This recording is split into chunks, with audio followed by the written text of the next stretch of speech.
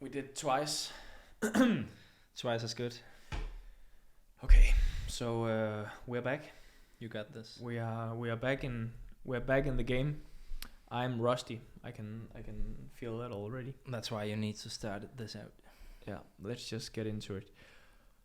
Hello guys, welcome back to another episode of the Badminton Experience. My name is Anders Antonsen. Besides me sits the one and only HK Vittinghus.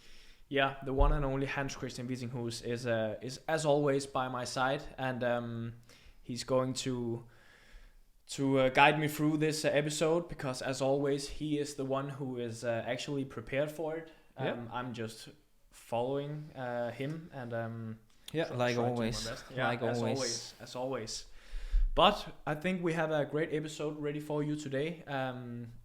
Isn't that right, Hans? Yeah, for sure. We have a few good things on the menu. We are going to talk about the Olympics, of course. A lot about the Olympics. That is the most recent thing that's happened.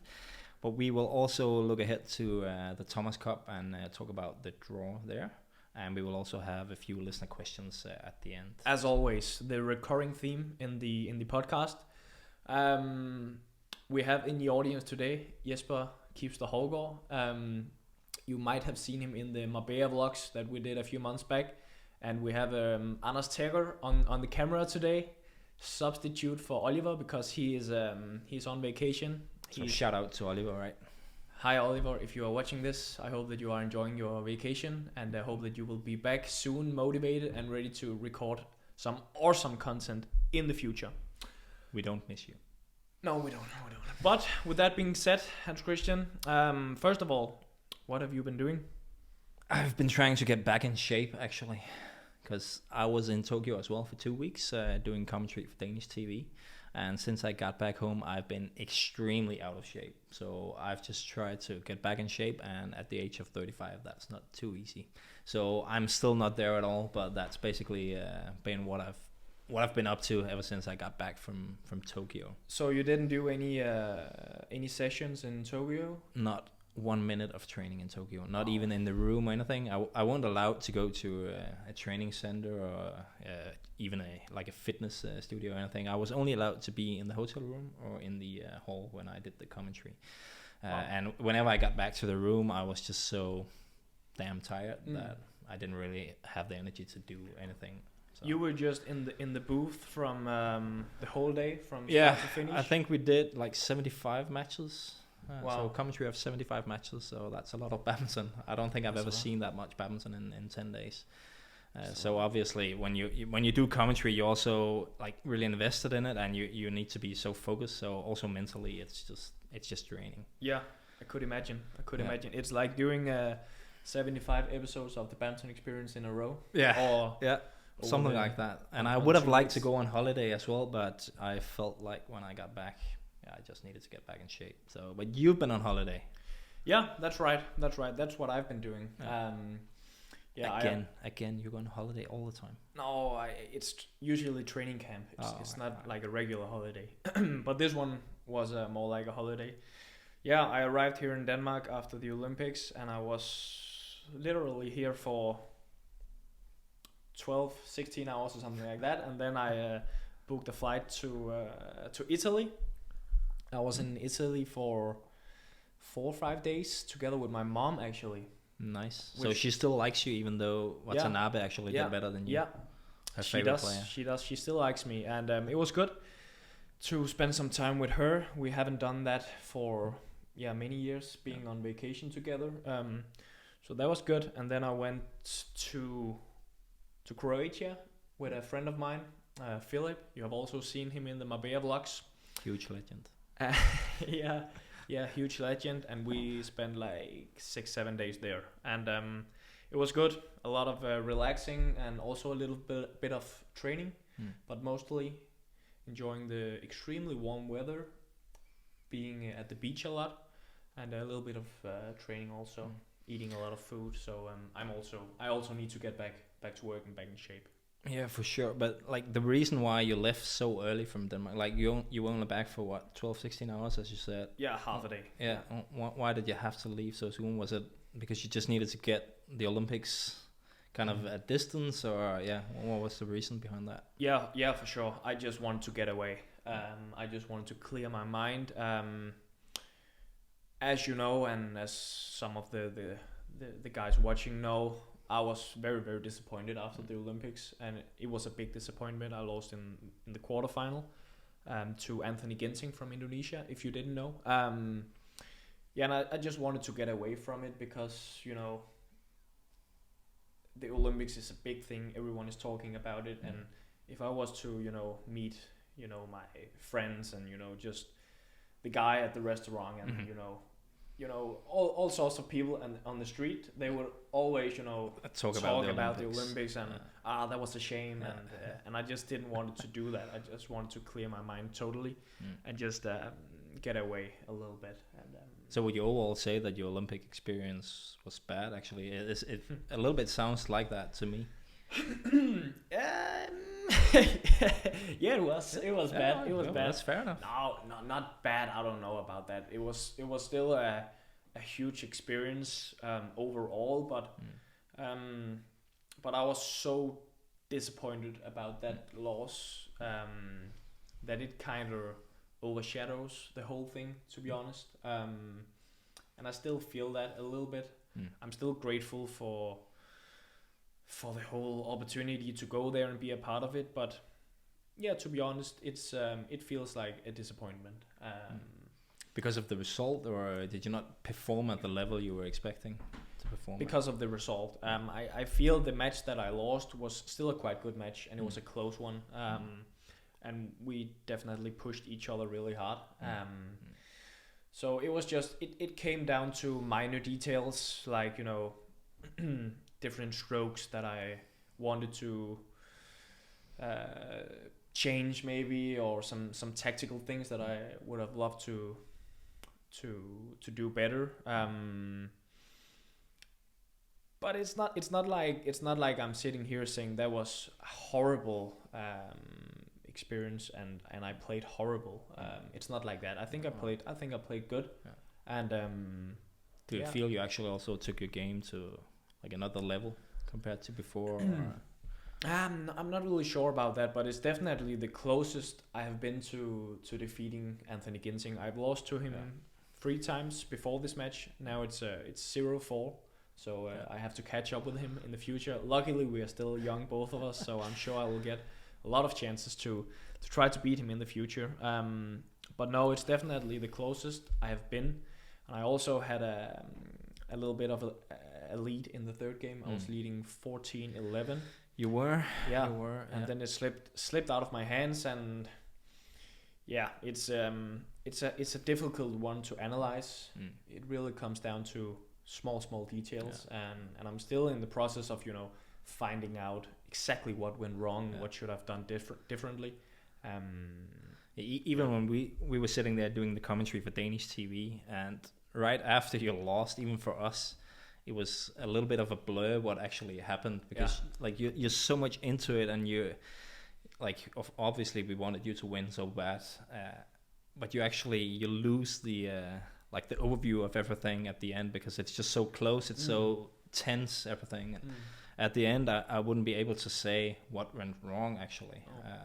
I also had the same feeling like you did, that it was actually a good match at a high level. I haven't seen it afterwards. I think you did, right? I've watched it over a few times, but And you would still say it's a match at a very high level? Yeah, I would. Because I honestly, I don't remember like the details in any way. I just remember we had this feeling that it was an amazing match, and you had that lead, and we felt you had a pretty good chance in the end. So what would you say were like the small details you talk about that went wrong in the end? Wow.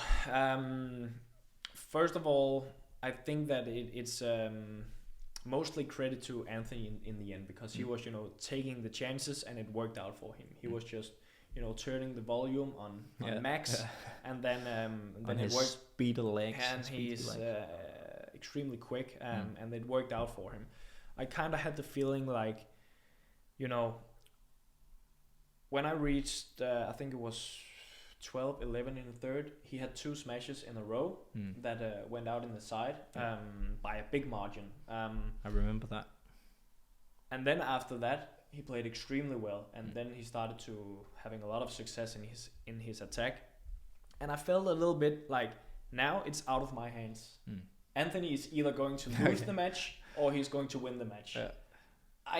Of course I can do something, but you know, when he's in that mood, and he's so dangerous when he's in that mood, it can be a boy or a girl. It's out of my hands now. I felt like that a little bit. Of course, it's not totally true, but I felt like that a little bit.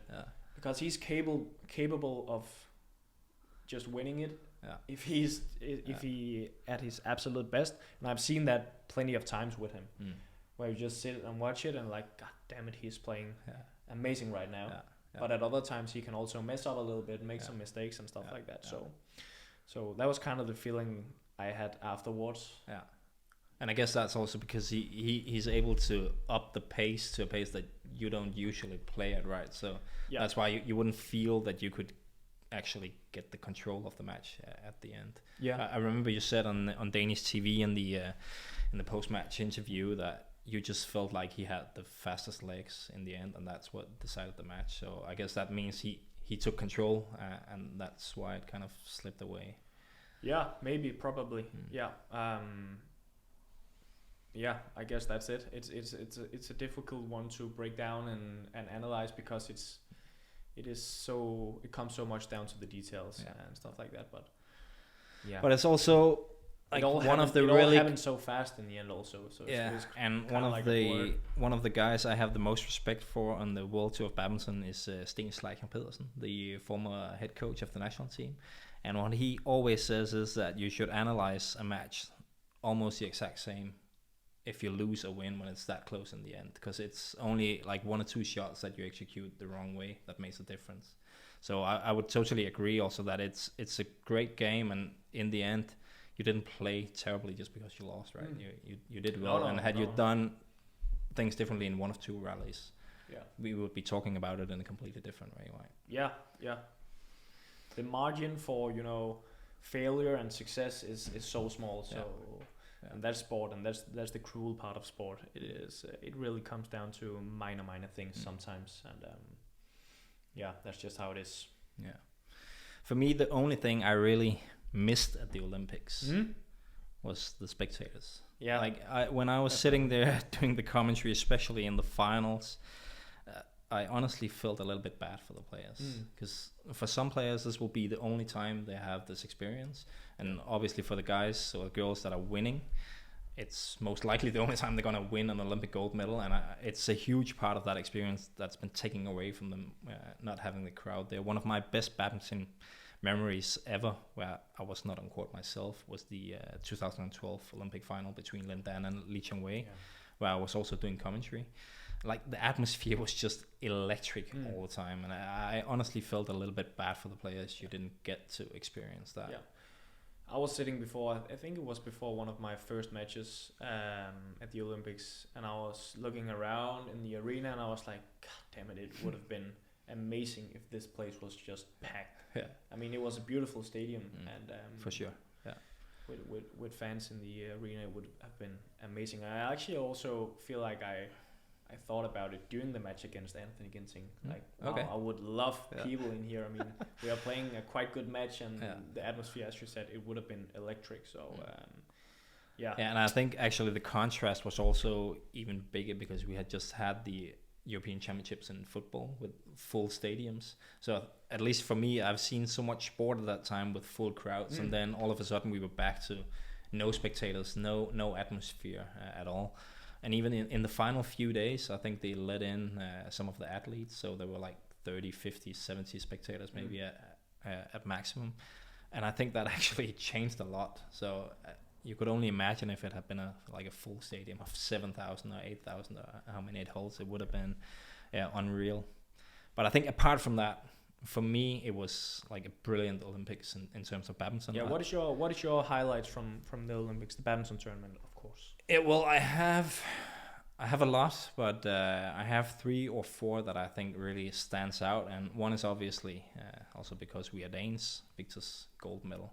It was the 3rd straight Olympics I did commentary. There was the 3rd straight time I did commentary on a final with Danes, but it was the first time we actually won it, and it just makes a world of difference winning gold compared to silver. It's an iconic moment, I think, in not just Danish badminton history, but in Danish sports history. Yeah. It's also one of the most viewed TV shows from the Olympics. Okay. It's only handball, which is a big sport here, that got more viewers than Viktor did. Like here in Denmark? Yeah, here in Denmark. Yeah. Okay. So that says a lot about, I think, how big it is in Denmark that he actually won that final.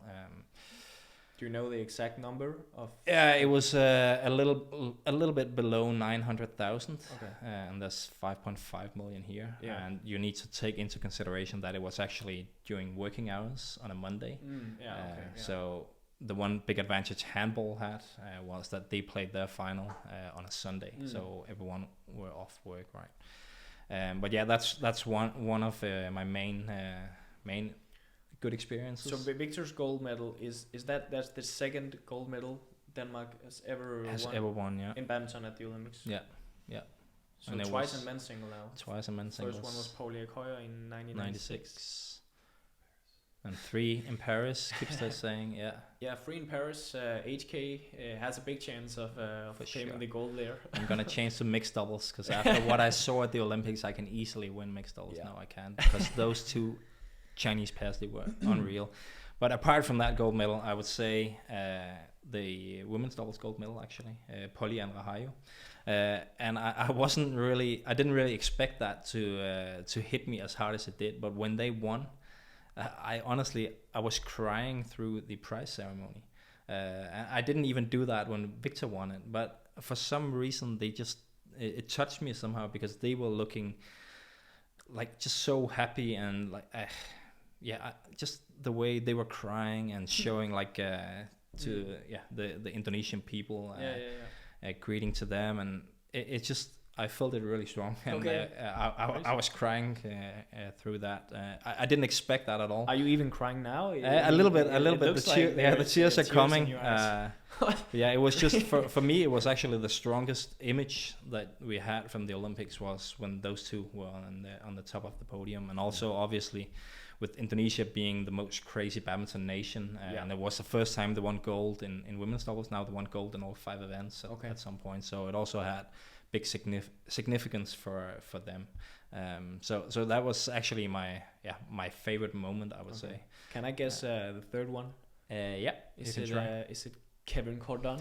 It is Kevin Cordon. Yeah, it is. He's just a hero. Yeah, he is a hero. He's a hero from Guatemala. A huge outsider. Yeah, going into the tournament. Ended up reaching the semifinal. Lost that one to Viktor, and then lost the bronze match to Anthony Ginting.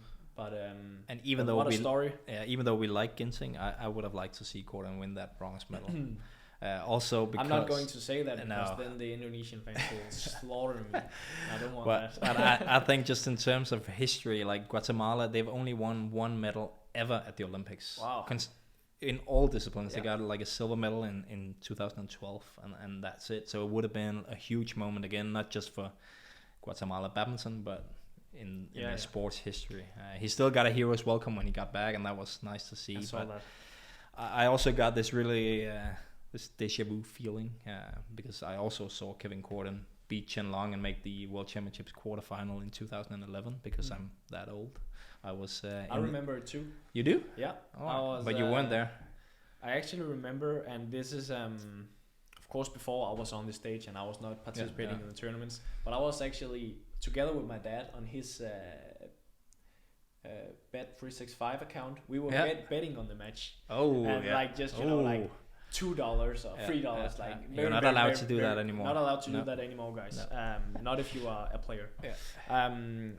But I played Kevin Cordon to win. Okay. To win the match, and I also played him to win with 2 or less points in the third game. Okay. And he won like 21-19 in the third. I think it was actually 27-25, wasn't it? I think it was in 7. Okay. Yeah. So I won like $50 or something like that. That was a huge moment for me. So that's why I remember that one clearly.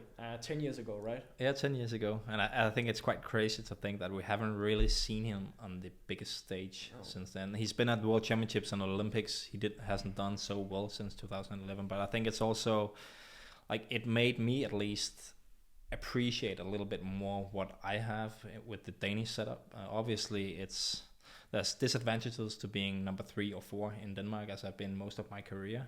It's not as easy to go to the Olympics, but I haven't had trouble to have funding. I haven't had trouble paying my expenses so I could go to all the big events, and that is one of the main reasons why Kevin is not playing in Asia, for example. He simply can't afford it. I read some story about him that he was, just training with his friends or something like that. Yeah, he was even training in like a church salon. So because during this pandemic, his training hall was closed down because they needed to use it for COVID-19 patients. So there was a priest that said, "Hey, we have this church salon that you can train in." So they put in one court and had some black. Some black sheets on the windows, and then he trained in there with the three or four of his friends and a coach, and that was it. Yeah. So we should get Kevin on the podcast. I think he would be a great first guest to the podcast. I've actually tried really hard to get him on my own podcast. Wow. And he's just ignoring me. And that was before the Olympics, so I think you should try. Maybe I should try text him then. Yeah, you should. Or guys, reach out to Kevin. Say. Be a guest on the Badminton Experience. Just write it 100 times on his last Instagram post or something like that. Yeah. Then we'll try and find him. Jesper, you'll be the first. That was that. So I guess that was your third biggest.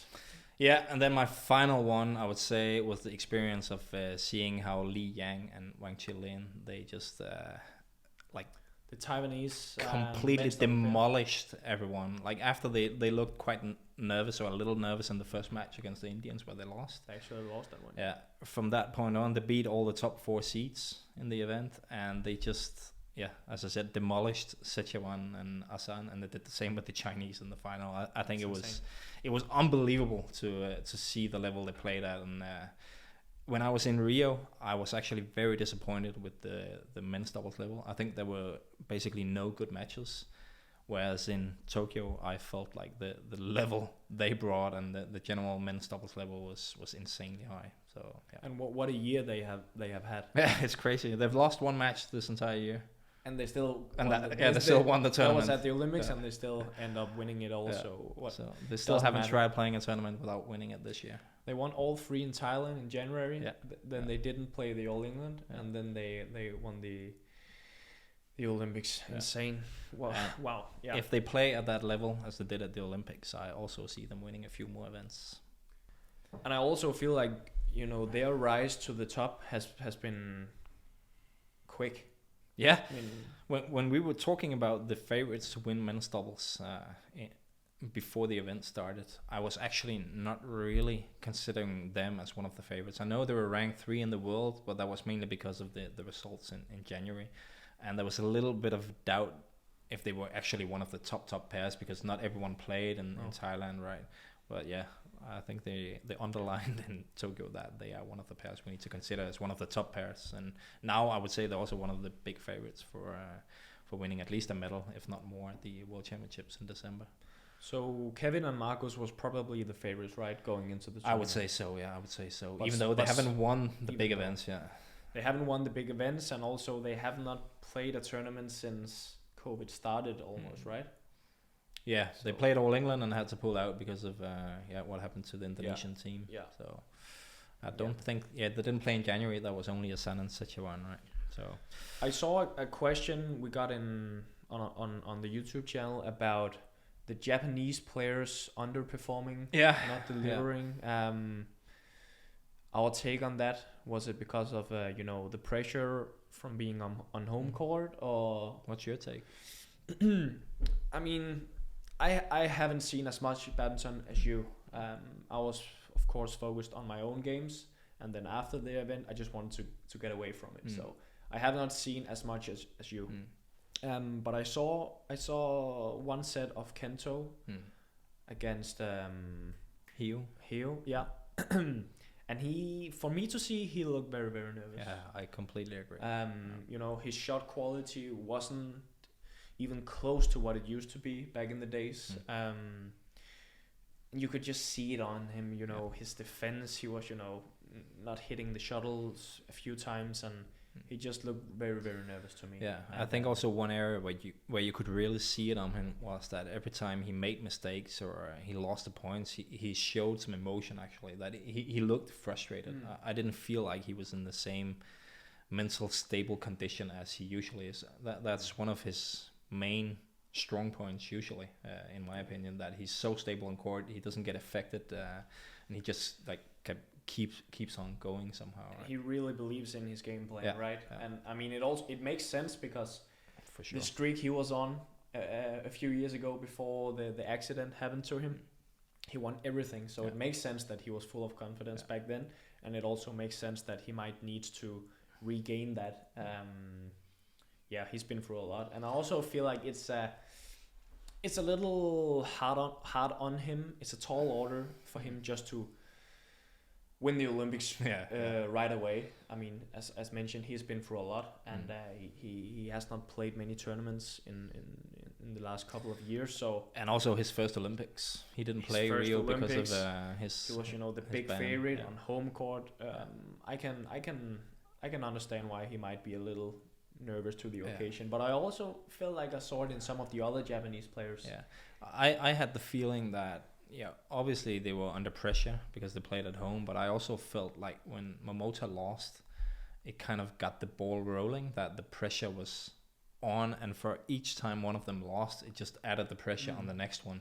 Okay. Obviously they were also unlucky with Hirota, the women's doubles player. She tore a part of her ACL a few weeks before, so she was playing with this huge donjoy, and obviously it limited her movement a lot. So that was also disappointing, or hard for them to live up to the expectations, right? And the other women's double, which we probably would have expected to medal, they lost like 26-24 in the third game to the Korean bronze medalists. So it's again very fine margins, right? They could have easily made the semifinal, and then they would still have the chance to win. Yeah. So I think obviously one bronze is hugely disappointing for Japan, but I felt it was just kind of it kind of started with Momota, and then it just kept on getting worse and worse. I would say apart from him not delivering Momota, I would say Okuhara was for me the most surprising non-medalist, also with how she actually played, because up until she played Hipping Jiao and lost the quarterfinal. Okay, I was about to ask who she lost. Yeah, she lost 3 games to Hipping Jiao after winning the first 21-14. She looked like a player who could win it all, and then all of a sudden Hipping Jiao solved the game plan perfectly, and she was out. For me that was the most surprising of the Japanese players who didn't get a medal, given how the tournament developed. So can we say whether being on home court or not for an event of that magnitude is an advantage or not?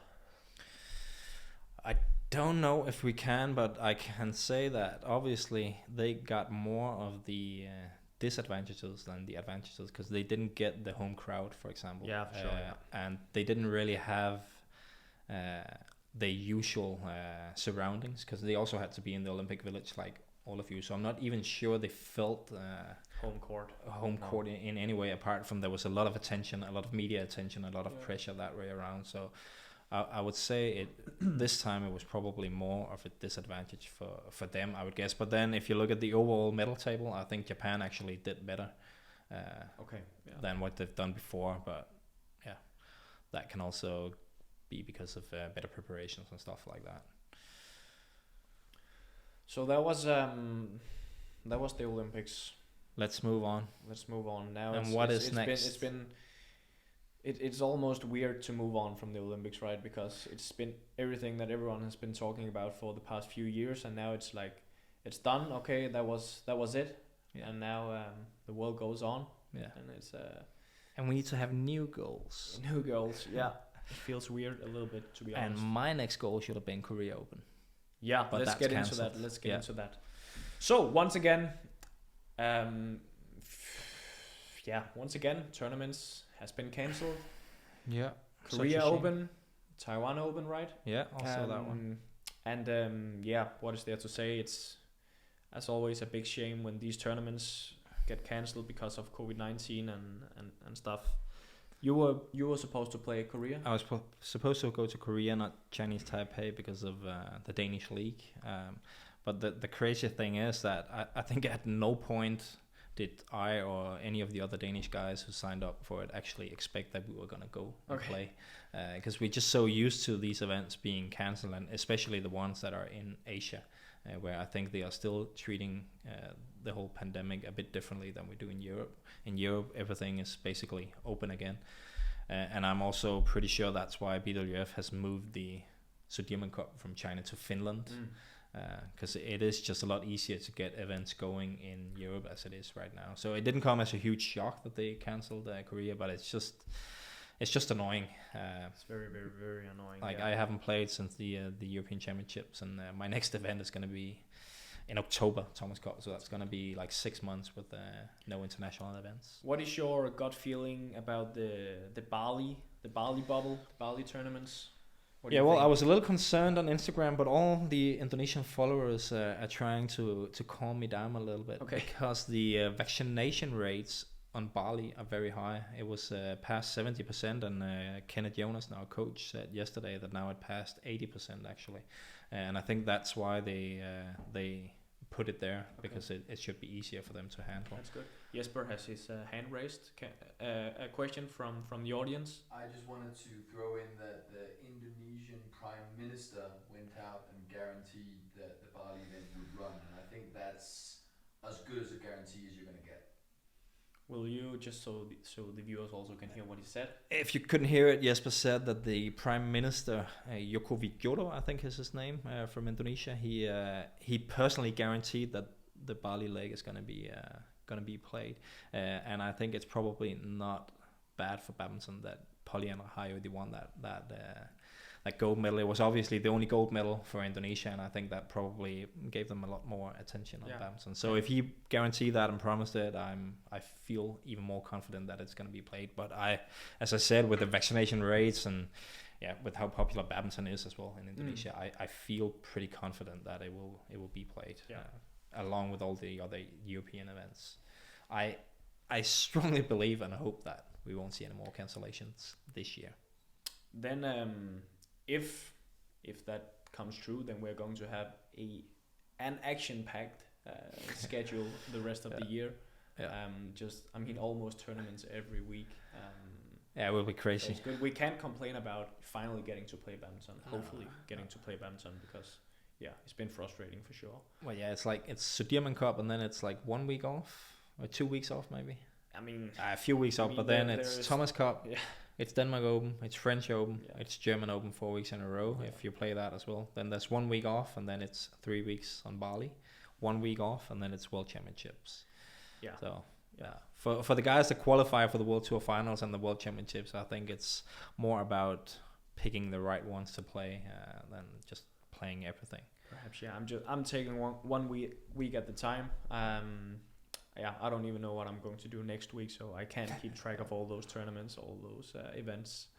So we'll see. But I mean, having the Olympics, 2 World Championships for teams, and also the World Championships individually. In, know, how many months? 4 or 5 months. That's crazy. It's pretty crazy. But it's good. It's good. We love to play badminton. That's what we do. And speaking of those World Championships, Thomas Cup, Uber Cup, we saw the draw today. I have it here on my screen. Breaking news. There's breaking news, guys, just before we went on. I should mention, Thomas Cup and Uber Cup draws were made. And, And let's just focus on the Thomas Cup draw, because that's what the two of us are invested in, right? I would actually rather focus on the Uber Cup, because I'm really, passionate about the Uber Cup draw. I don't really care about the Thomas Cup. But no, that's a lie. Let's stick to Thomas Cup. Let's stick to Thomas Cup. Okay, tell me, Hans. We have a Group A with Indonesia, Chinese Taipei, Algeria, and Thailand. Then we have Group B, which is the one that's interesting for us personally. Denmark, Korea, France, Germany. And I think that's actually a pretty decent draw for us. Because from the second pot, we needed to have either Chinese Taipei, Korea, India, or Malaysia. And if I had to pick one of those teams in comparison to the team we have, I actually think Korea suits us the best of those 4. Okay. Would you agree? I don't really know who they have in all of their matches. The first thing I'm thinking is, where is Son Van Ho? Is he still playing, or? He actually him and his wife Yi Yun Sung, they just announced that they are retiring from the national team, so they want to play individually now, which usually in Korea means that they won't be part of Thomas and Uber Cup, because usually they only select players that are part of the national team.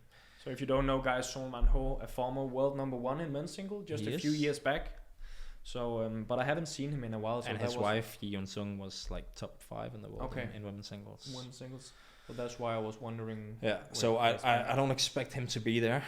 So I think we hold a pretty significant edge over them in singles, and I think it's one of the countries where our men's doubles also, they have a decent chance actually. The first time ever Thomas Uber Cup is outside of Asia as well. It is? Yeah, it is. So it's crazy. gonna be historic. Crazy.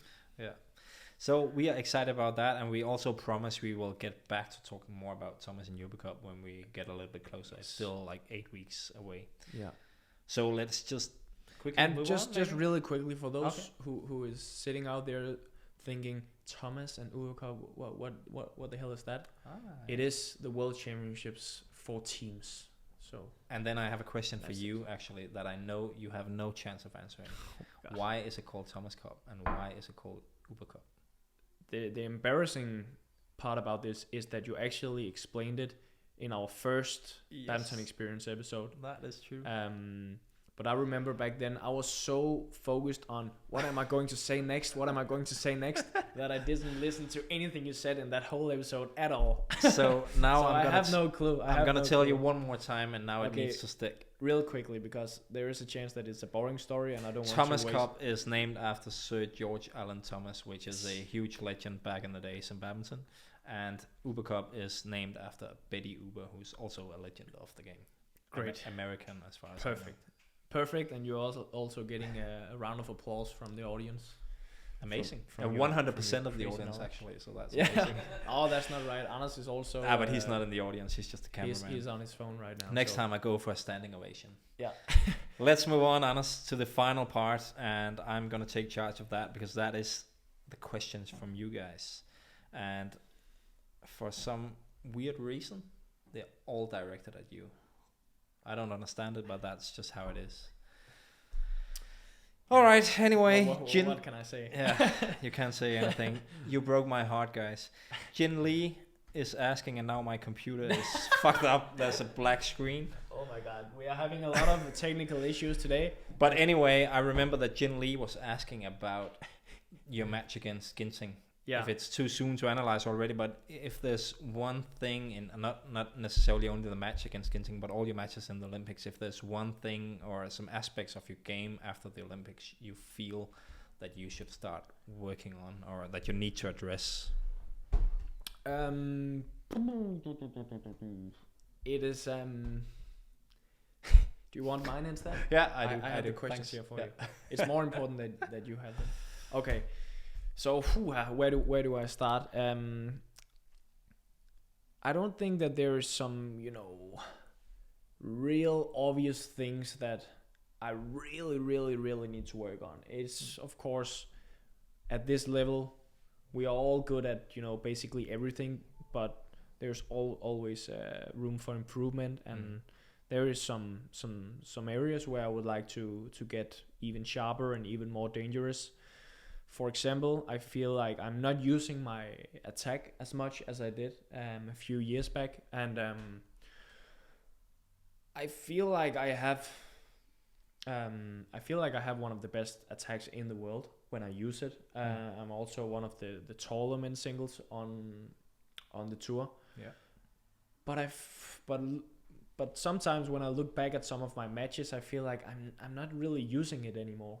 I'm just like playing slices and clears and building up for a good chance at the net maybe or something like that. And of course when I see Viktor insane attack he has, and he's winning so many points on his attack. And sometimes I wonder, I also have a quite good attack. Maybe I should start using that a little bit more again.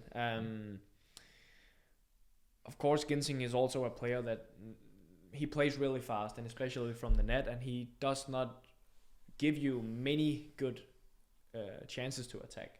So that's might also one of the reasons why you're not always in the right position to do that. But yeah, I just feel like I need to attack a little bit more. And well, that sounds exciting. I'm gonna be so guys, if you're watching out there, the whole roster, be ready in the defense because I'm going to attack now. All right. I think to your credit, actually, I would also say you have one of the most disguised attacks in the world, which is, for me, the main reason why you are sometimes difficult to defend against. I heard some of I seen some of my matches where you are the commentator. Yeah. And how did I do? You did fine. Yes. You, as always, a little bit low key, not talking too loud, just a little bit boring in general, but you did fine. But no, I noticed that you talked about that a lot. You know, my attack with the, how do you say it, disguise? Yeah, disguise. Yeah. So I'll get even better at it and use it even more, I think. I'll look forward. I don't know. I don't want to. It's also like right now I'm just, I'm, how do you say it? Afsløre. Reveal. I'm revealing my tactics and stuff like that. It's bad for me. Hopefully the other players are not watching. God damn it. I'm sure they are not. Anyway, I'll move on to the next one. We have one from Louise Andersen, who's asking about the fact that Viktor and Chen Long, they were swapping shirts after the final match, and she's seen that happen before. I think you've done that before as well. And she's just wondering, like, why do you do it? Is it because it was a good match, or because you have a lot of respect for the opponent? Like, what is the reason why you do it, and also what happens to the shirt afterwards? So, like, do you have shirts hanging in your bedroom, or? You do it as well, right? Or I actually, honestly, I don't think I've ever swapped shirts with anyone. You haven't? Because I don't want to give them one of my so extremely disgusting sweaty t-shirts. But don't. I would offer them a racket or something like that. But my shirts, a signed picture or something. Yeah. But I don't. It's kind of like it. If you have played a really, really good match, you kind of share that experience for many years moving forward with your opponent, I think. And it's just like, if you have, like the shirt, then once in a while you see it in your closet and you just remember, oh, it was that match that was special or something like that. I mean, it's not something we do in first round or second round or, it's to kind of have a memory of a great experience. Yeah, it is. Who did you swap shirts with? I've swapped with Cho Chin after the Indonesia Open Final 2019. That was that's match. I actually. Do you remember that one, Kipster? I remember, and my take on it is when you play a really epic match, I lose. Sort of a celebration of the epic match to swap shirts. As Jesper said, if you couldn't hear him, a celebration of an epic match, and I guess that's right. It was an epic match. I lost it, unfortunately, but I have the shirt. But I actually don't think I have it right now. I think one of my friends borrowed it. All right. So he's training in it in some local club. He's using it. Actually, that's nice. I think it's Philip, who I was just on vacation with. All right. And then also he will have trouble filling it out, Philip. Yeah, he's not the biggest guy. He's not as big as Cho Chin. No. And then I also have Jan O. Jorgensen's shirt. Yeah, because from his final match. From his final match, Denmark Open last year. Yeah. His final match of his career. Yeah. That was also a very special moment, and we swapped shirts. And I know I have that one in the closet. I'm 100% sure. I think it would be fun. I think we also talked about this, like having a lot of iconic players' shirts hanging there, then hanging around the studio. It's not a studio, but it could be at some point. Yeah. So remember to collect some shirts. Every time you face an opponent, I don't care if it's the first round, second round, quarterfinal, or whatever tournament it is, you ask for the shirt, okay? Yeah, all right, but I need to make more finals because it does feel... Doesn't matter, we just need the shirt. It feels more right to do it after a final, I guess. I don't care. Anyway. Then do it after the match. Okay. So That's a deal. when That's no a one deal. sees it. But I think you play more of the big guns, so it's up to you.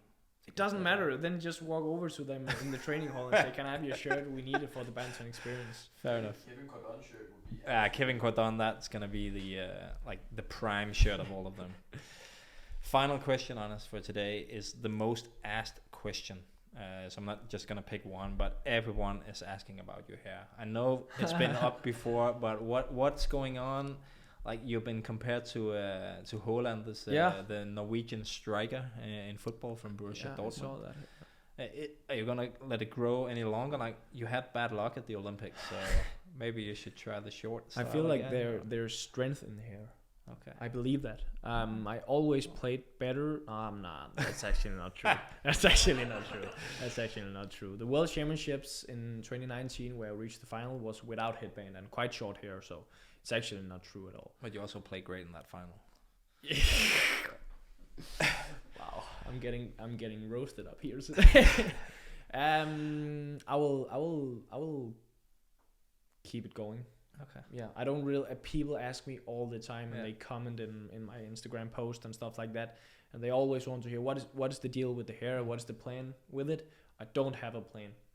And I'm also going to ask you every time we do the Badminton Experience. Okay, that's going to be until you have a plan. What's the plan with your hair? I feel like there's no plan. You have had the same haircut. I mean, your whole life. That is actually the plan. Maybe try something new. No, because it's recognizable. It's part of my brand. It's a shitty brand. Try something new. So I answered now and never again. I don't have a plan with the hair. For now, I let it grow, and then one day I show up, and so your plan is to have no I'm a plan. skinhead. Huh? Your plan is to have no plan. My plan is to do everything that Jan O. Jorgensen has done in the past. That's my plan. There was actually one asking about that. So the next thing is the tattoos. We also talked about that in one of the previous episodes. And we promised your mom not to do that. Yeah. So I'm not going to do everything Jan has done. But what was that all? That was it. So you just need to wrap it up now. How did we do? Was it a good episode or? Yeah, I felt it was quite all right. Like, quite all right. Kipster is not sleeping yet, and Kipster is almost still watching. He's a little bit in his phone. Yeah. We've had some technical difficulties, but that's always the case when you're back from a long holiday and everything. We need to kind of get back into the groove. I'm actually happy with the episode. I rated 8 out of 10. 8 out of 10 from Jesper. That's quite good. And you guys should rate it too in the comments. Keep asking questions. Thanks a lot for all the questions. We really appreciate it. Unfortunately, we can't answer all of them, but keep them coming. We pick out the best ones, and we intend to keep on doing that. Yeah. And thanks for the support. Exactly. You said it, Hans. Thank you very much for the support, guys. It means a lot to us. If you haven't done it, subscribe to the channel. You find the Badminton Experience here on this channel under Antonsen, which is my name, of course. And let's keep it rolling. We are growing slowly but surely, and we plan on continue to do that. So thank you very much for the support, guys, and we'll be back soon with another episode and also another vlog. And also, maybe I should say this, we are working on the training tutorials. I've talked about that for a long time. Me and you are not working on it. You are not a part of that. You and your team. Me and my team, which is Oliver, and also my brother Casper. We will have something for you guys in the future. Badminton training tutorials, and I'm looking forward to get started with that. We've been trying to figure out the right way to do it and stuff like that. So but hopefully in the future it will be here. That's it. Thank you very much for listening, watching, and see you in the next episode of the Badminton Experience. Peace out.